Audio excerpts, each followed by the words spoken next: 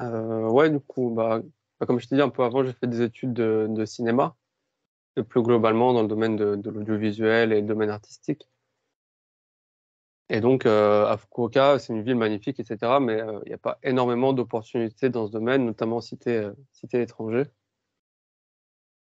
Et quand bien même, du coup, on a réussi à créer un groupe, faire un concert, et qu'après, ça a commencé un peu à marcher, parce on avait reçu d'autres demandes pour faire des concerts, etc. Mhm. Ça reste quand même très, très limité, je pense, au point de vue professionnel, j'entends. Mhm. Et c'est pour ça, cette volonté de partir à Tokyo. Et aussi, ma copine habite à Tokyo, donc ça joue aussi dessus. Ah, je savais pas, je savais. Et elle est Ouais, japonaise ouais. alors? Ouais, elle vit avec ses parents encore. C'est pour ça, justement. Hmm.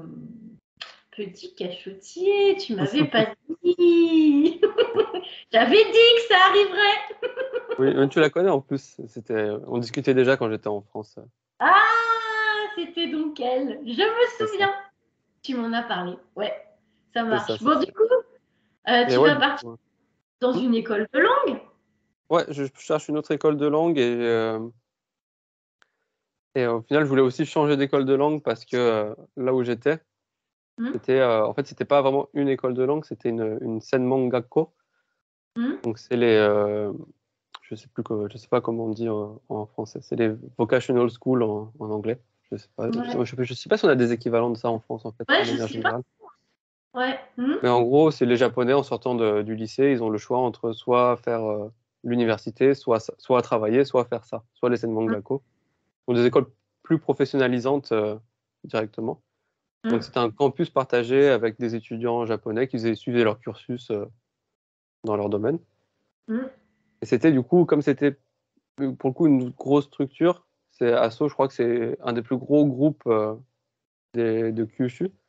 Mhm, Ils ont pas que des écoles, ils ont des entreprises, des trucs d'ingénierie, etc.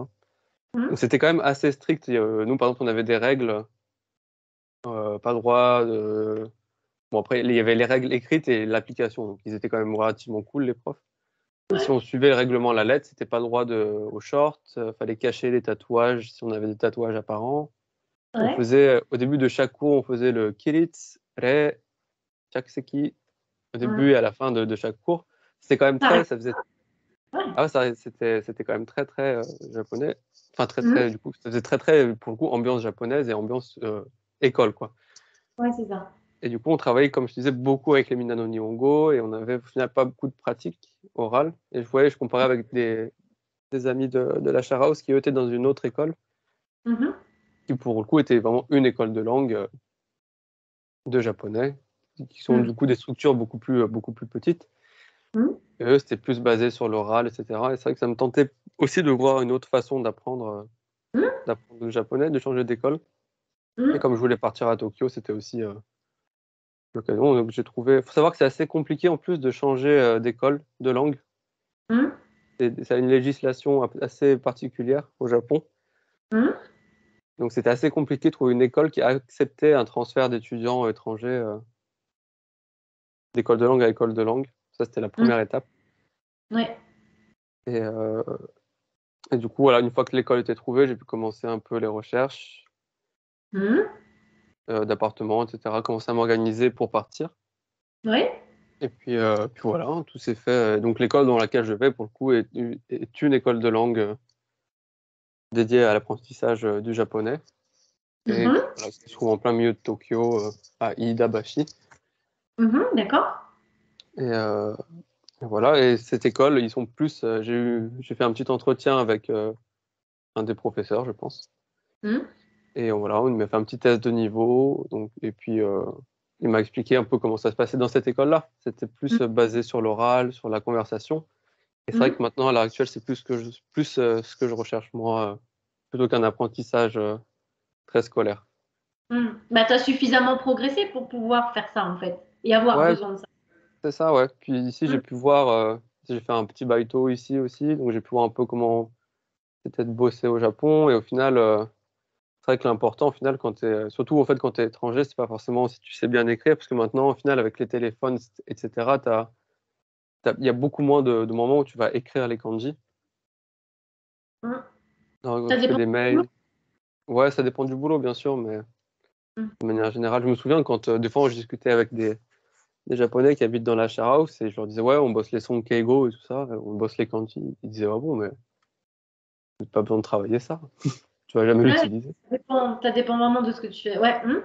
Ouais, ouais, ça dépend vraiment. Et même d'après je me suis fait d'autres amis ici, étrangers aussi, qui ont, eux, travaillé dans des entreprises japonaises, des entreprises. Ils ont des visas de travail maintenant. Mm. Et eux-mêmes confirment que, après, ils travaillent dans le domaine du jeu vidéo, donc c'est un peu différent peut-être que dans d'autres entreprises, mais confirment que dans un entretien, justement, dans un entretien d'embauche, des retours que j'ai eus, ils se concentrent plus sur le fait que tu saches bien parler et comprendre, même si tu restes sur les masses d'ess, plutôt que si tu pars, ils n'ont pas besoin que tu parles en son keigo ou en choses comme ça. C'est pas Ah, forcément eux donc, ce qu'ils recherchent. Ils recherchent ouais. plutôt des profils intéressants et tant que la communication se passe et que tu peux faire du mass dev, etc. Ça va, normalement, ça, c'est censé suffire à peu près. Ils peuvent te Façon- former hein, s'il y a Voilà, besoin. c'est ça. Mm. Puis comme on disait souvent on en discutait avec d'autres amis, on disait au final les entreprises qui cherchent vraiment des gens qui parlent extrêmement bien japonais, enfin ils recherchent des profils très japonais, bon, ils vont juste pas engager d'étrangers en fait, tout simplement. Ouais. Donc voilà. Donc c'est pour ça, et donc d'où cette volonté aussi d'aller dans une école qui est plus focalisée sur la conversation et voilà. D'accord, ça marche. Et du coup, tu vas y aller pour un an, 6 mois? Comment tu Alors, gères là? ça commence, mais en fait j'ai l'impression que la plupart des écoles c'est que tu payes 6 mois par 6 mois. Par exemple, mon visa à moi est de 2 ans, Ouais, mais je paye tous les 6 mois l'école. Et si j'arrête l'école, je dois quitter le pays, je peux pas rester, oui, tu peux pas rester, non. je peux pas rester faire la fête avec mon visa de 2 ans, quoi. Malheureusement. Comment ça? Allez! Ah ouais, ouais, ouais, c'est clair. Donc, tu es reparti pour un an. Je suis reparti pour 6 mois dans un premier temps, Ouais. et après un an, parce que c'est vrai que ça coûte des sous, je vais devoir trouver un baito assez vite à Tokyo si Mm. je veux pas vite Ah aller ouais, vite dans la rue. ouais. Bon, ça se Après, fait bien, les baïtos. ouais, ouais, ça va, c'est pas très dur, hein. C'est pas Mm. très très dur. Ouais, c'est clair que on a aussi. Bah, c'est aussi c'est pour ça, aussi une chance d'être un peu étranger, quoi. En général, le réseau fonctionne bien. Ça Ouais, t'arrive toujours assez vite. Ah, il y a Bidule qui cherche, je connais quelqu'un qui cherche. Et c'est vrai que, à la limite, même sans chercher, tu as des trucs qui te tombent tout cuit. ouais, puis maintenant, tu sais, il y a Indeed, moi j'ai trouvé comme ça le baito Hmm. que j'avais. Hmm. J'ai trouvé ça sur Indeed, et en fait, c'est facile, en 2, 3 clics, tu postules à une dizaine de baito, et bah, il suffit qu'il y en ait un ou deux qui répondent, et puis voilà. Ouais. Et d'après ce que j'ai vu de mon Hmm. expérience et des expériences des gens autour de moi, souvent, une fois que tu as un entretien, c'est plus pour t'expliquer le travail que tu vas faire plutôt que vraiment pour faire passer un entretien, quoi. Hmm. Mais c'est vrai que le premier entretien c'était flippant un peu, hein. Ah ouais, pourquoi? Parce que c'est l'entretien en japonais, on sait pas trop comment ça va Ah se oui, c'est toi qui passer. avais la pression. Ah oui, oui, oui, c'était moi qui avais la pression, ouais, carrément.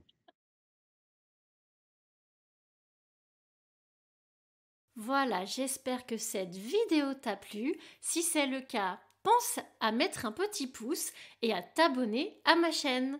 Kite kurete arigato. Et je te dis à bientôt pour une nouvelle vidéo.